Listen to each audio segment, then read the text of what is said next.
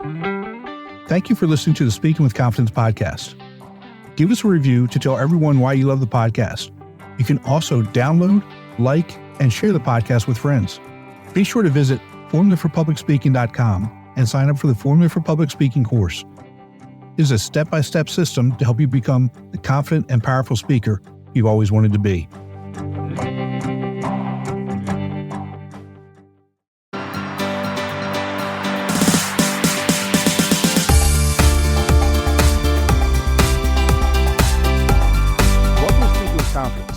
Podcast is here to help you unlock the power of effective public speaking. I'm your host, Tim Newman, and I'm excited to take you on a journey to become a better public speaker. I really appreciate each and every one of our listeners, and thank you for your support. If each of you could do one thing for me, that would be to give us a 5-star review and share the podcast with someone close to you who would benefit from listening. Today's guest, Dr. Almitra Berry, is a nationally recognized speaker, author, and consultant focused on the education of culturally and linguistically diverse learners in America's K-12 education system. Her research focuses on equity and academic achievement for marginalized learners, particularly in majority of color, low wealth, large, urban school districts. She hosts the podcast Educational Equity Emancipation, is the author of the book Affecting Change for Culturally and Linguistically Diverse Learners, now in its second edition. Her upcoming book to be released this spring is on equitable classroom practices for culturally and linguistically diverse learners, and numerous other articles focused on educational equity and instructional practices for classroom educators. She's also the content expert for multilingual development and perfect learning's connections, literature, and equity consultant for Savas Learning's Experience Science. Dr. Berry, welcome to the show. Thank you so much for joining us today. Thanks for having me, Tim. You know, you have been, your career has virtually taken you all over the country. You've worked with educational systems from, top to bottom, large to small, well-funded, poorly funded, and you're still hanging in there, fighting a good fight. How do you manage to do that? Every time I think I'm done, something else happens, usually in the education policy, the political sphere about education, that just really ticks me off and says to me, it's not time to stop yet. Yeah. So I always say that all I need is 15 minutes in a classroom full of kids, seeing that they are still showing up. They're eager to learn, and looking at data, knowing we're not meeting their needs, just tells me my work is not done. Yeah, and it's a shame. I come from public education. Obviously, I worked in education most of my adult life, and it seems to me that the further we get down the road, the more we're failing our kids on a number of levels. I think we've lost our way in educating them in what's really important. And as I'm teaching now, you and I talked about it. I'm teaching a brand new class I've never taught before. It's for freshman students in college. It's called Perspectives on Education. And, we're talking about the public education system and how it works and or the way it's supposed to work and what people should be getting out of it. And, these students who have just completed that system really have no idea how it works or how it should work. And that's a shame. Yeah, it really is. I mean, every single child in the country is mandated. It's either mandatory or compulsory, depending on the grade and what state you're in, but they all have to go to school. 12, 13 years. Kindergarten sometimes is optional, but 1 to 12, you're supposed to be in school. And so we have forced every single child, every family with children into a system that no one seems to completely understand, right? And they don't have a choice as to whether or not to participate. Sure, they could do homeschooling. There are different types of, you could do regular public, you could do public charter school, you could opt to pay for private school, but you have to go to something, and they all have essentially the same standards of when you're eligible to leave, saying that you completed it. And yet we still, if you ask most people, even those with children, they don't know how the system works. or how to get the most out of it. Yeah. Yeah. I was going to say, you said it two ways, how it's supposed to work and how it does work. It does work, Two right. different things. Yeah. You know, my kids are grown now, and I've got three grandkids, and they're not of school age yet. The oldest one is close to getting to school age. And, you know, when my kids were younger, I told them, you know, if you have a problem in class, you need to deal with the teacher. Don't come to me. You go talk to the teacher. And if at that point you don't feel like you're not being treated fairly or you weren't heard, then you come to me. And, you know, my whole purpose in that was, number one, to get them to learn how to communicate, to get them to learn how to advocate for themselves, to get them to learn that, you know, sometimes it's best that it comes from them, and they're going to learn more if it comes from them. And my wife, who's also an educator, she's a retired educator, she about hit the roof when I said that. I said, no, we have to start teaching them these things, that they have to start advocating for themselves, because eventually, you know, we can't advocate for them. And they've got to learn how to do it, and they have to learn how to deal with different people and different personalities. And that's something. Tim, you know, the challenge with that is, I hear you say that, and good for you that you taught your children to do that, is for kids who look like you, it's okay for them to challenge the teacher. Mm-hmm. But when our children have black and brown skin, when they challenge the teacher, it's often, overwhelmingly, it's a very different outcome, because those kids get suspended. They get sent to the office because they're defiant or they're disruptive. And so that how the system should work and how the system actually does work, that's like a glaring example of one of the biggest inequities in our system, is the lack of voice and agency for children with black and brown skin. And I'm glad that you said that, because, you know, I teach at Georgia State University right now, which is one of the most diverse institutions in the country. You know, we're graduating more African American students than any other institution in the country. And I tell each class I teach, come talk to me. And they look at me like I'm nuts. I'm like, no, I'm different. I mean, you come talk to me. Please come talk to me. You know, we're gonna have some conversations. We're gonna talk, and if we don't agree, it's okay. There's it. You know, you have to. And I say you have to, and I step back and say, okay, I'm not going to tell you what you have to do. I'm suggesting that you do this because I'm trying to help you. I'm trying to get you out of what you've been taught your entire lives. You know, we've been taught our entire lives that, you know, if you get an A, that's great. But what did you learn? I need to know what you learned. And trying to change mindset. And I see it on their faces, and it takes a full semester, you know, to get them to open up and come to me and say, okay, I have an issue with this. I have an issue with that. Can you explain this a little bit better? Whatever it is. And, you know, when they see that I've been true to my word, that's when now we start really having conversations. And you have to build that trust, and building the trust, especially for a population of learners who've never had trust before.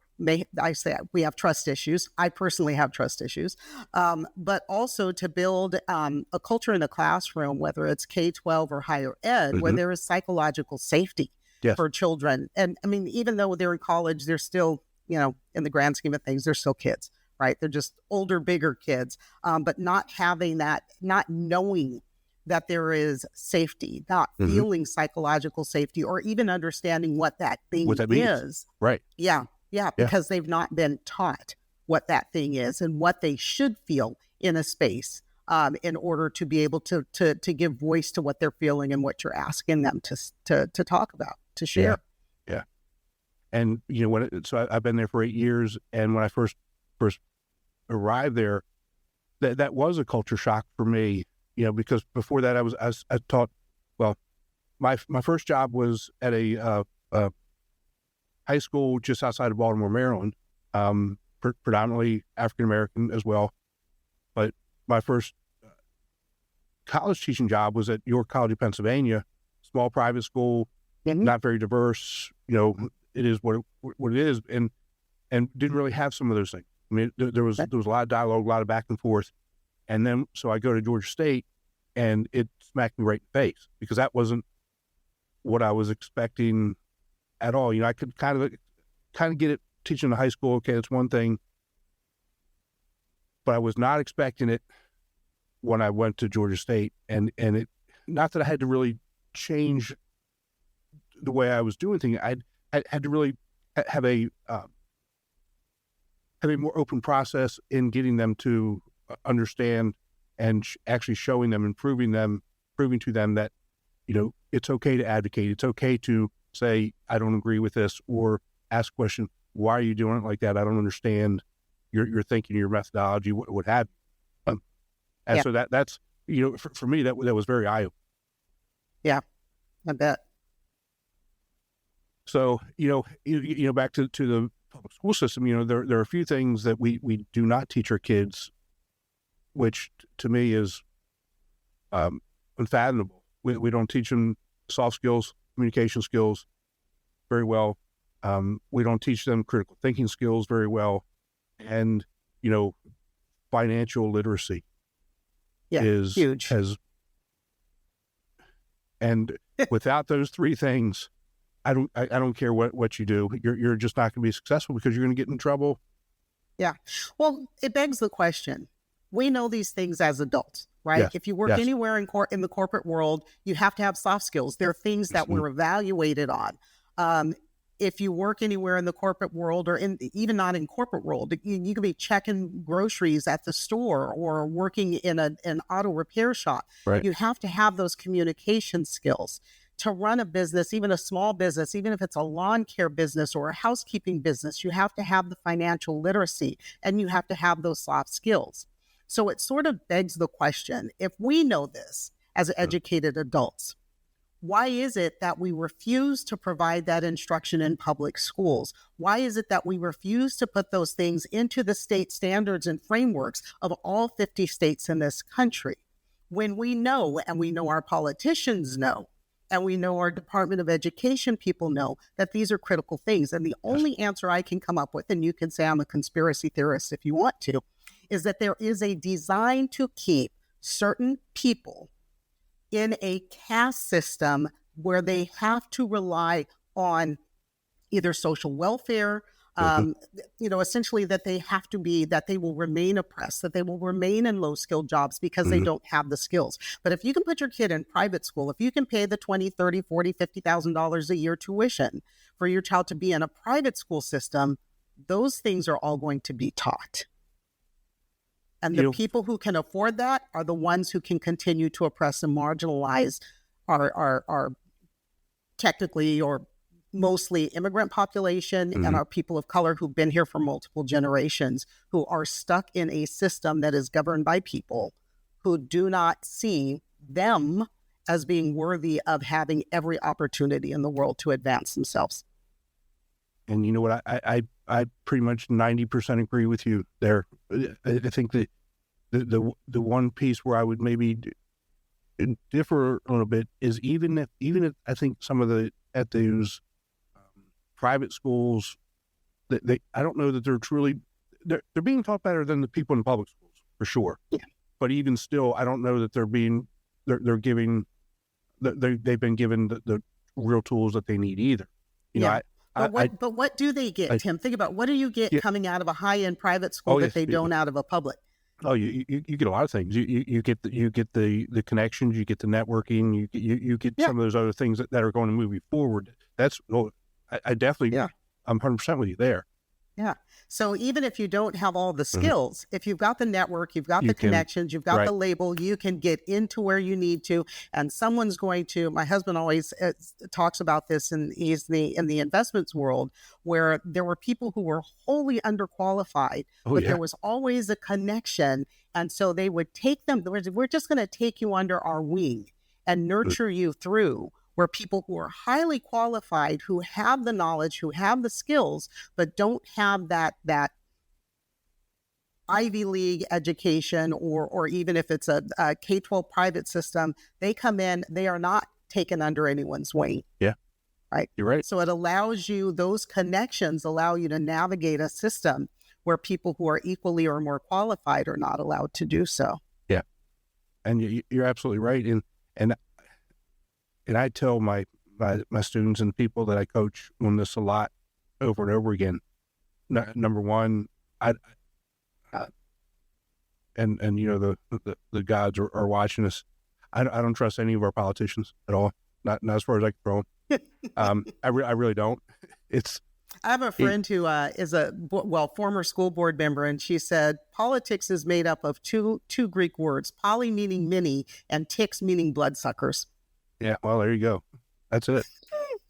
You know, I think some of them I think some people get into it for the right reasons, and they get into it and they lose their way. And I don't think they're looking out for us. They're not looking out for the regular people. They're definitely not looking out for the disadvantaged people. And you know, it's the best honestly, what I tell them, the best we can do is we can only affect the people that are around us. And I try and affect, you know, these people, and you should try and affect these people, and that's where the ripple effect starts. And you know, educate yourself, ask for help, advocate for yourself, and those types of things. You know, if we teach them that's all we can really do. I mean, you know, look at let's move on to some other things. You know, because you know, for me, we can complain about it, but that's not who I am or what I do. So we see a problem, and so what are the solutions? You know, how can we fix it? Right. And that's why I keep doing what I'm doing. Yep. There are problems. I mean, I could complain about it, but you know, so what? I'm doing everything that I can do. Where I have input and I have access, I continue to do what I can do in speaking truth to power or in educating others so that they can do the same where they have some influence. Yeah. And, you know, again, that's why, you know, we talked to, you know, this is my last semester teaching full time, and I really think that I can be more effective and help more people outside of the current system. And, and hopefully that bears truth. But anyway, let's talk about you. You know, can you share your current mission and your thoughts on the current state of public education in terms of the communication, critical thinking skills, and what you're doing in those areas? Sure. Well, most of what I would say 99% of the work that I engage in is really aimed at K-12. And, you know, as is in my bio, it's in those majority of color districts, whether they are large urban or small rural. But those are the systems that are often overlooked, underfunded, where the kids come out. And if they do go to college, even if it's a state school, wherever they go, or a community college, they're often having to take not mandatory, but prerequisite, not even prerequisite. They've got to do the catch-up coursework because they have the basic skills. So they're taking remedial. Thank you. That's I hate to use that word. I guess that's why it didn't want to come to mind.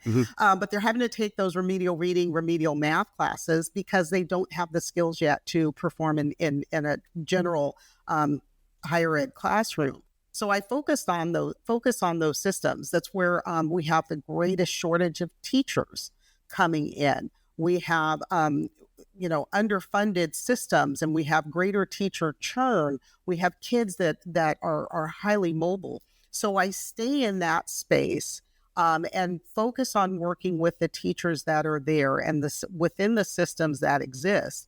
Because if really the bottom line is when a teacher walks into a classroom and he's got 20, 30, 35, in some places, 40 kids in front of them, when that door closes, they can move mountains if they have the tools to do so. And sometimes those tools are the soft skills, the strategies, the methodologies. It may not be the textbooks that they give you, not the what, but it's the how you teach. And so I'm focused very much on teaching teachers how to establish a culture in their classroom. We just got a title for the book that's coming out this spring. It'll be published by Corwin. It's going to be called The Culturally Connected Educator. right? And that's the big thing. If as an educator, you are connected to your kids and you understand who they are and what they bring to the classroom, you can reach them and teach them. And it doesn't matter what books they say you can or cannot use, what methods you can or cannot use, because you will have that connection and they will want to learn from you. So there's a lot more to it than just that piece, but that to me has always been the greatest foundational piece for an educator in a classroom, is to be able to be connected to your kids. And it's no different than really anything else. It's all about relationships with people, how you treat people. Yeah. I mean, if you treat, I've got a friend who I'm also coaching, and he's selling his business. And, we were talking about some things about, there were some issues with an adjacent business, and he was talking about problems there. And I said, look, Mike, it comes down to people. And if you treat people right, everything else will take care of itself. Yeah. And I said, that's the messaging that you need to be sharing, build good relationships.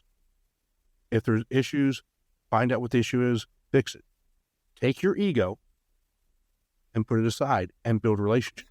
And if you treat people right, everything else takes care of itself. It's no different than being in the classroom. Because you, like you said, you're going to have, you go into a classroom, you're going to have 30, 35 students, which means you're going to have 31 to 36 different personalities in there. Right? Yeah. Sometimes at any given more. time. Sometimes more, right? Yeah. And on any given day. Right? Yeah. I mean, because we all come to every day in every situation with a different perspective, a different attitude. Some days are good, some days are not. Sometimes you feel great, sometimes you don't. Sometimes you're happy, sometimes you're sad. And we don't know what these kids are coming with. Yes, every day. With our kids, sometimes they're coming hungry. Right? They're coming from a home where they don't have electricity. They're cold. They're underfed. There's all sorts of stuff going on. I remember I had a student, sweet kid, sixth grader, is very quiet and shy typically, but not withdrawn. And one day he seemed off. And so I asked him what was wrong, because he didn't want to do his work. And he wasn't like a stellar student, but he always tried. He always worked hard. And I asked him what was going on, and he showed me his hands. He literally just opened up his palms and put them out in front of me. And I asked him what happened. His hands were just raw. And he said that it makes me want to tear up again. He told me that he had to, because of something that happened in the family, he had to go out and work in the fields with his family that weekend. And so his hands, because he didn't have gloves, were literally raw. This is a 12-year-old child whose hands were raw from picking crops. And yet he shows up for school, right? And had I not taken the time to find out what was going on, or he'd been in a classroom with a teacher who didn't care what was going on, but just that he refused to do his work, it could have had a very different outcome. Yep. So if we don't take that time to know who these kids are and what's happening to them, we can't reach them. Yeah. So build relationships. Get to know your students. And I say it all the time. Get to know the people you work with. Get to know. I mean, you can't relate to somebody if you don't know them. And that student didn't refuse to do his work. He physically couldn't do his work. He wanted to do his work. He couldn't do his work. Yeah. Right. And it's those types of things where, what, he needed somebody. But he didn't know who to trust. Even right. Didn't know who to trust, or didn't know how to say it. Didn't know how to ask for help. Well, that again is a different skill set. And either didn't know how or feared what would happen if he asked for help. Mm-hmm. Right? What happens to my parents if a teacher sees this and they get reported for child abuse? That kind of thing. That was the last thing I wanted to happen to him, because I knew the child's story, not just that weekend, but his life story. Last thing I'm going to do is report his parents. They were kind of trying to keep food on the table. Right. And yet some people, had they reported the parents for that abuse, he'd ended up in foster care. And when you look at the data on the foster care system, it's horrible. It's horrible. For many kids, it's either a pathway to prison or a pathway to the streets, and some other things that I really just don't want to think about. What happens to our kids that literally get thrown away. Yeah. And so again, it comes back to building relationships and community. And let's take it to a different extreme, right? So you talk about Stockton, which is where you grew up. Mm-hmm. Yep. Not a fun place, right? You worked in South Dakota. I mean, you worked school districts in South Dakota, North Dakota. No, those are the two of the states I haven't been to yet. Okay. I've worked in 40. I've worked in 45 states, but North and South Dakota are two that I have not made it to yet. So if you're in North or South Dakota, maybe I have them wrong. The indigenous populations school districts, Arizona, mostly Arizona okay, and New Mexico. Sorry. Yeah, my fault. I apologize for that. That's good. No worries. They have a lot of other different issues. Yeah, alcoholism was on the reservations. Women disappearing, sexual assaults. I mean, crazy things that most people or normal people don't know about that terrorizes these communities, and we brush them under the rug, and yet students come to school every day. Yeah.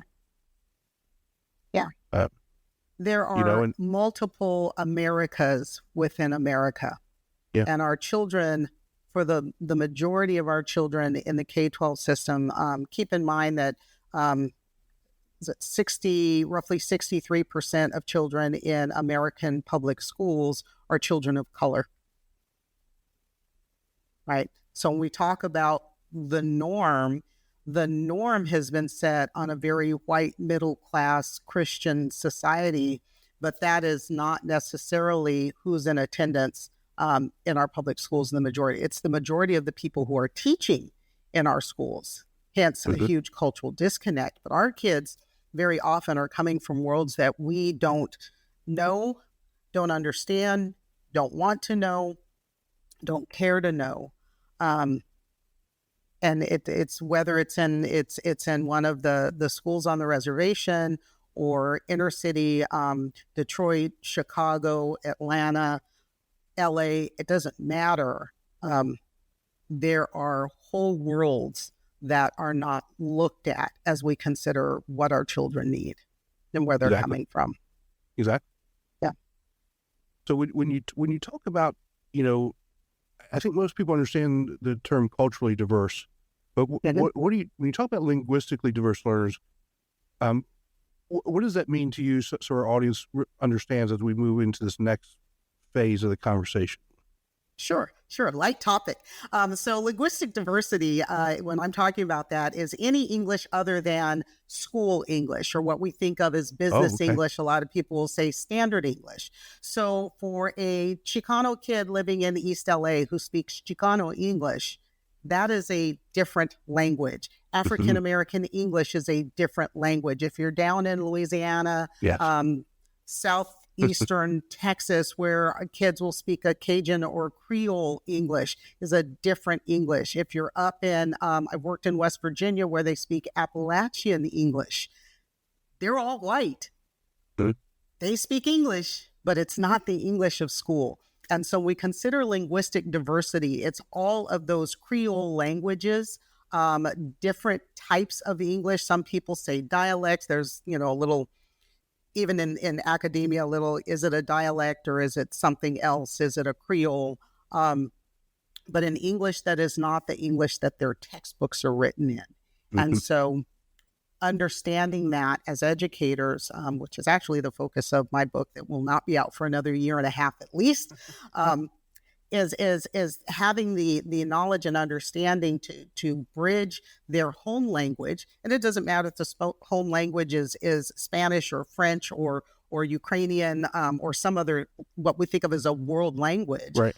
Or if it's a regional Creole even Hawaiian Creole is another one, but that we use that language as their bridge to school English without denigrating or denying them access and usage of that home language when it's needed. Thank you for the explanation, because I learned something there. I was thinking more strict languages like Spanish, Vietnamese, French. I do have some Far Eastern students, some Hispanic students. So that's kind of where I was thinking. I wasn't even thinking about the different regional, what I would call dialects. But you're absolutely right. It's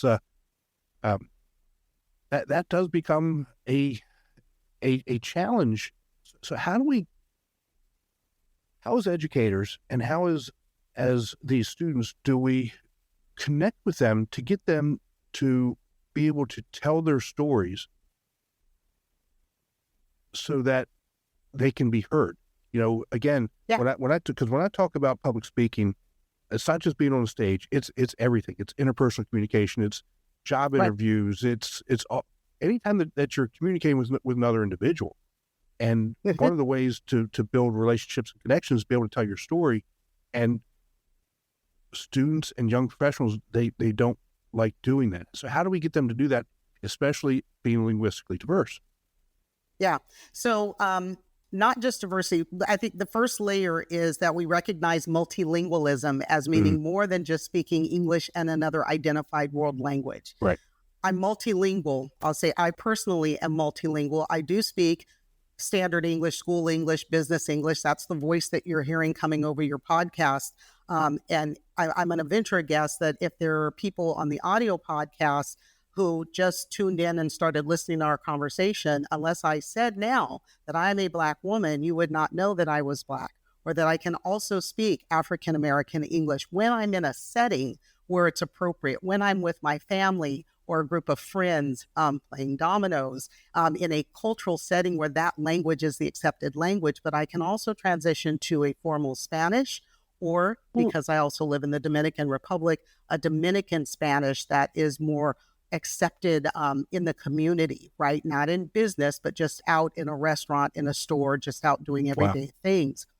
That multilingualism is not as respected as in America as just straight school English. And so that first layer is recognizing and respecting that there are many different types of language and that they are all valid systems for communication, for writing. Second piece of that is granting learners permission to use those different languages in the classroom in different contexts. If you want me to tell my story, I can tell it in standard English, but some of it won't make sense to other people who look like me unless I tell it also, or in certain parts, in an African American English or in Spanish. So when we're talking about our children opening up and telling their stories, first we have to, if we're talking K-12, we have to grant them permission to tell their story in the language that works for them and the part of the story that they're telling. And when it comes to the business world and getting out to higher ed and being placed into business or into jobs, what they have to understand is there is a place for your home language and there is a place to use business English. Mm-hmm. And if we give them those tools and those skill sets when they're younger, they can flip that language and use it whenever it's necessary. That is true multilingualism. That's a lot to think about there. Yeah. I'm somebody who I tell people to lean into yourself, lean into into who you are. And when you're at least, especially when you're dealing with me, I mean, to me, I don't care. I mean, just be you. You be you. You be you. But on the other hand, I get the whole idea of some social norms. But on the other hand, I also get that we also have to accept people for who they are in society and not be so judgmental. We should accept Right. We should accept people for who they are. Right. But the challenge, Tim, is if you've lived in different skin. So I can only speak about living in my skin. Right. But living in my skin, I could not always be my authentic self. Right. If I wanted that promotion, I had to behave within the set of norms that they had established for that position. And so our kids coming from same places, when they have learned from their own experiences that if they express themselves authentically, they won't get that job. They won't get that promotion. They're not felt welcome. Then it's difficult to say, you know, for them to expect that they can be their authentic self no matter where they are. Yeah. Yeah, that's a tough one for me to. I get it. Yeah, I get it. It's a tough one for me to really wrap my head around. Because for the most part, I mean, I've never had that. Like other people have had. I mean, I get it. When I was younger, yeah, I had to play a role, but not like a lot of roles that, you know, minorities have to play every day. I'm at a point in my career now as I really don't care. That happens somewhere around 50 where you get to the point it's like, so what? You know, who cares? This is me. This is what you're going to get. Yeah. But at this point, we've made our mark, right? We've done what we've needed to do. And, you know, you and I are trying to get that next generation or younger generations to get to that point of where they can say, who cares anymore? I've done what I've needed to do and I can keep going and I'll be okay. When you're 18, 20, 22, either just coming out of high school or just coming out of college and you need to get a job. You can't do that. You can't do that. Can't do that. You just can't do that. It would be wonderful if we lived in a world where people would just accept everyone for who they are authentically. Right. But we don't. We're a very judgmental society. You know. So and you throw social media on top of that, because to me that's the real kicker, where young people put so much weight and emphasis on what somebody on social media said about them. So now they're trying to cover a base that there's no way that they can cover that, because you can't. Somebody on social media is going to say something bad about you. They don't like the way your hair looks. I mean, your eyebrows out of place. You got, I mean, whatever it is. And at some point, we didn't have, when we were growing up, we didn't have that at all. I mean, we had the regular bullying, which is a different story. But you could go home. Yeah. In regular bullying, you'd get in a fight, you know, you'd have your little fist fight and you'd shake hands and go home. Nobody came back and shot you. Right. Right. Yeah. So it's a very different world that our children, and I say our children, but the Gen Xers, millennials, and not Gen X, millennials, Gen Z, millennials, Gen Z, and what are they? The new ones, Generation Alpha, the next gen coming. Yeah, I know. I'm a boomer. I'm just trying to keep up. See, I'm an X, and I tell people, I said that's why you don't put Gen X people in charge, because we just don't care anymore. We're just gonna wipe clean it up. This is the way it's going to be. But I do tell my students, I said, it's going to be your generations that change this. Yeah. Because our generation couldn't do it. Right. We couldn't do it. It's good. If it's going to change, it's going to have to come from you all. Has to. Yeah. Yeah. Change starts with, and like I said, I'm a baby boomer. So, we did our thing. And maybe there was quite a bit of change that came out of the baby boomers, but there's still more that needs to happen. Yeah. And so it's always that generation of young people that really, really impacts societal change. And so we have to count on them. And, I would just say that there's this whole big conversation that them having the ability and the skills to communicate and to speak their passion and to speak truth to power in a way that will be listened to, paid attention to, understood, and absorbed is like a critical skill for change. Yeah. And so we've got to teach them how to do that. Yeah. And last night I watched a video on LinkedIn. It was a gentleman from United Kingdom who runs a car sales business, and they had went to a networking event, and one of his top salesmen is a young female. And at the networking event, somebody from a manufacturer or something was talking to her and was telling her, well, you shouldn't even be in the automobile business. You're a woman, this, that, and the other thing.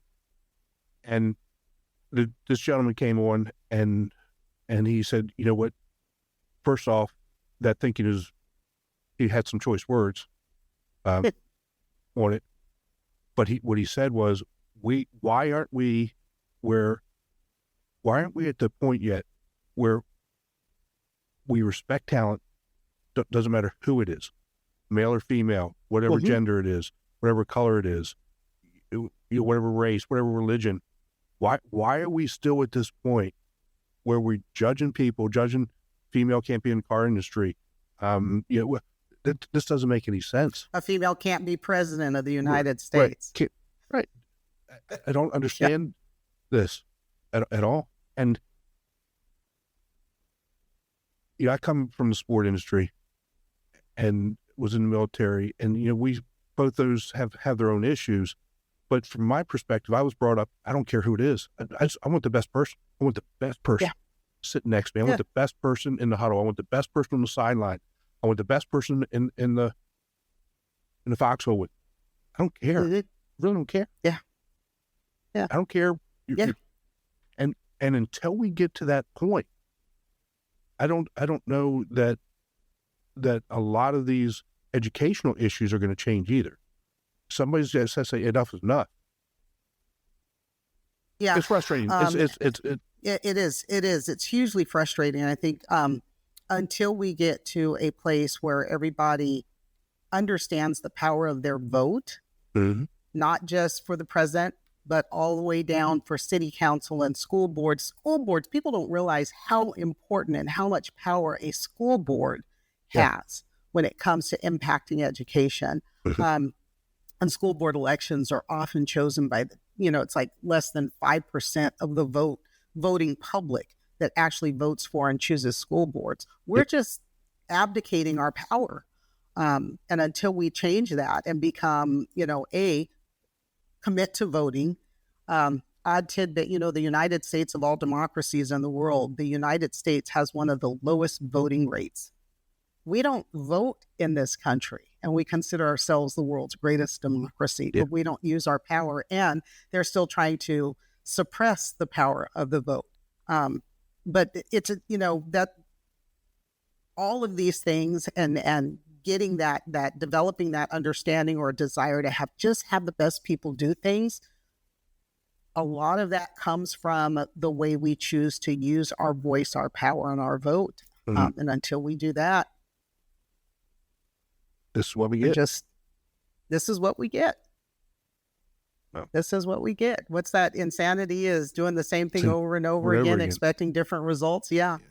Well, we keep doing the same thing. I'm happy that we have people like you that are continuing the good fight, continuing to continue to affect change, even if it's one person at a time. It's one's better than none, two's better than one, and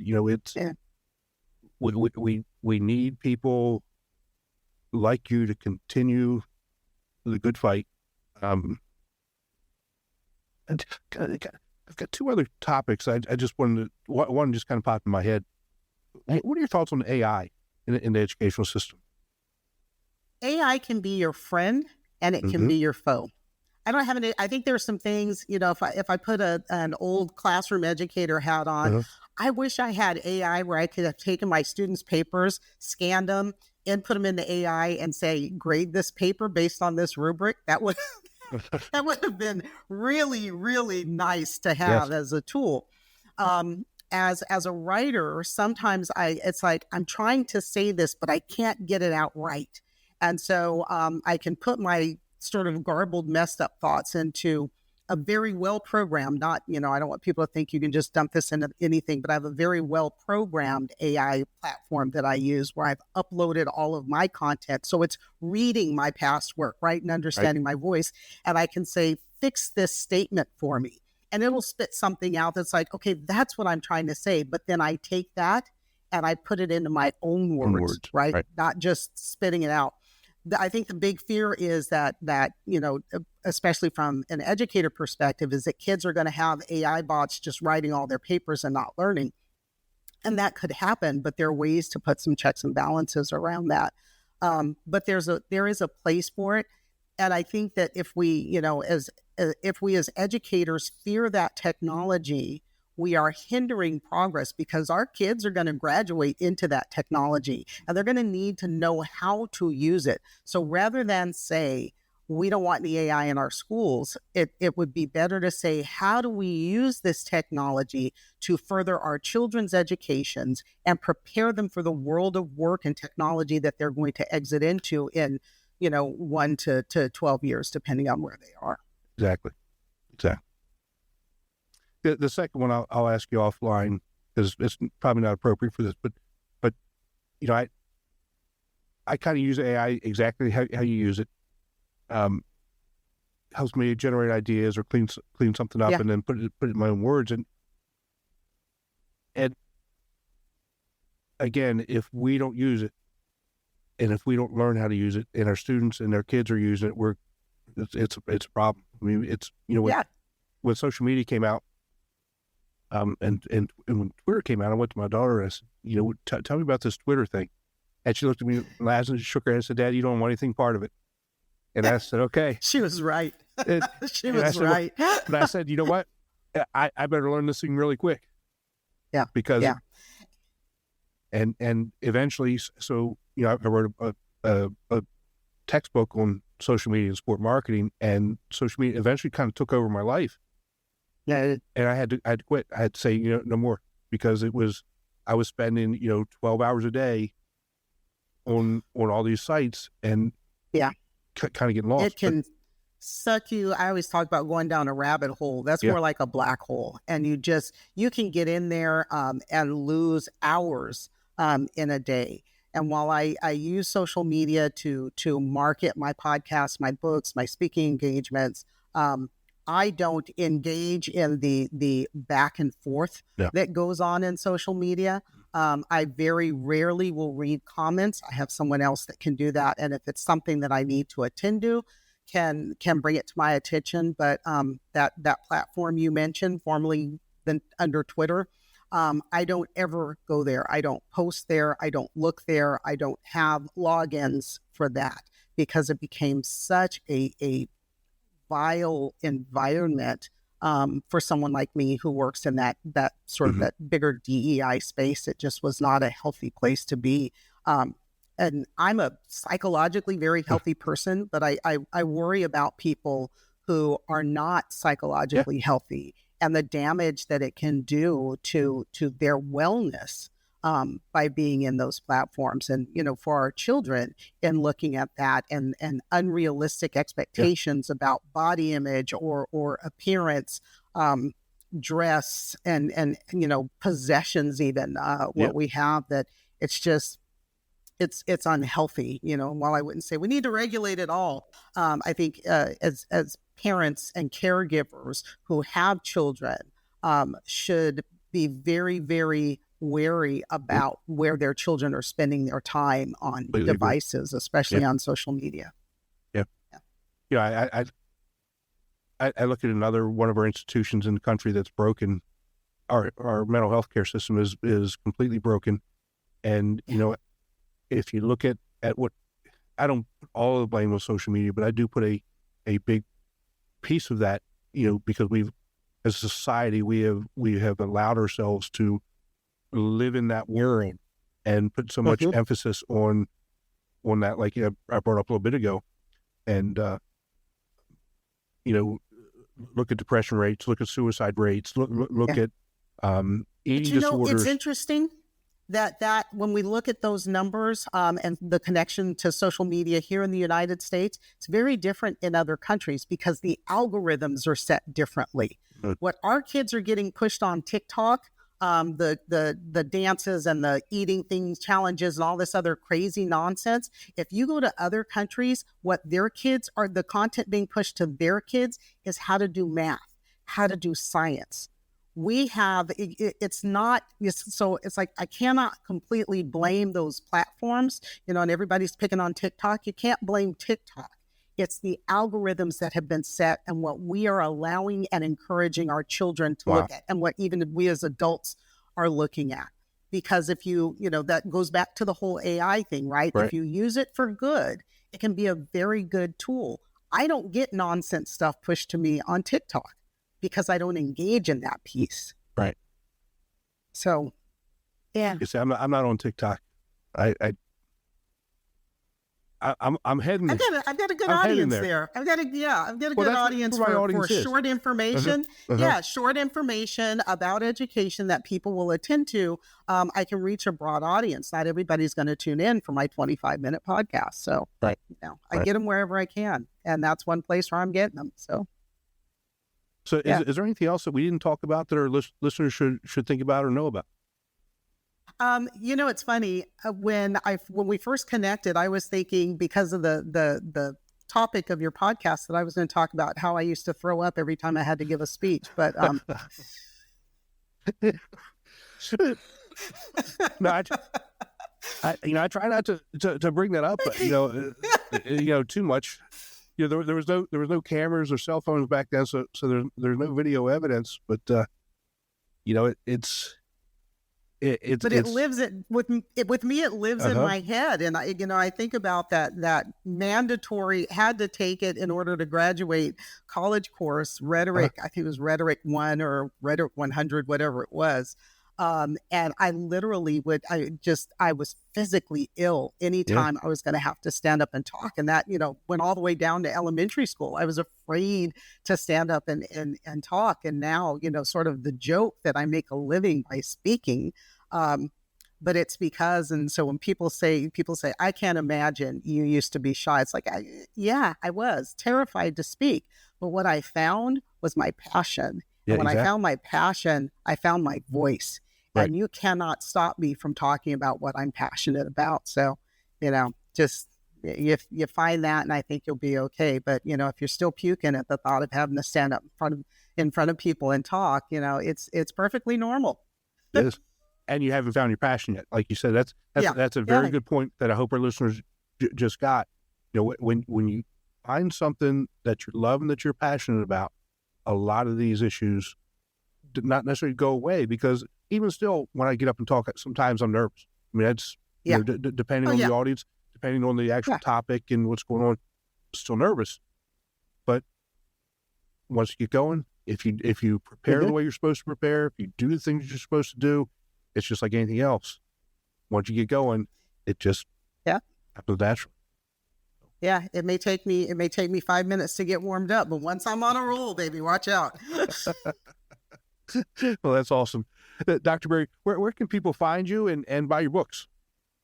Well, I am at Almitra Berry on every social media platform except Twitter X. Not there. Don't look for me there. So I always tell people the best place to look for me is LinkedIn, and TikTok. Actually, those get attended to a little bit more. My books can be purchased on Amazon or any bookstore, almost internationally, definitely nationwide. So, your Barnes and Noble, and whatever, even local independent bookstores, I'm there. But if you have trouble finding it, just hit me up. My podcast is the Educational Equity Emancipation Podcast, and it's on every podcast channel that there is. So, it's hard for me to hide with that name Almitra. So start typing it as a search engine, I'm going to pop up. And they will find you. Yes. It's hard to hide when you're as well known as you are. That's for sure. Oh. Dr. Berry, thank you so much for joining us. You gave us some really good information. Keep up the good fight. I'm going to do it as long as I can. And we'll see what happens. But thanks so much, and we'll talk to you soon. Thanks for having me, Tim. Be sure to visit speakingwithconfidencepodcast.com to join our growing community and register for the Formula for Public Speaking course. Always remember, your voice has the power to change the world. We'll talk to you next time. Take care.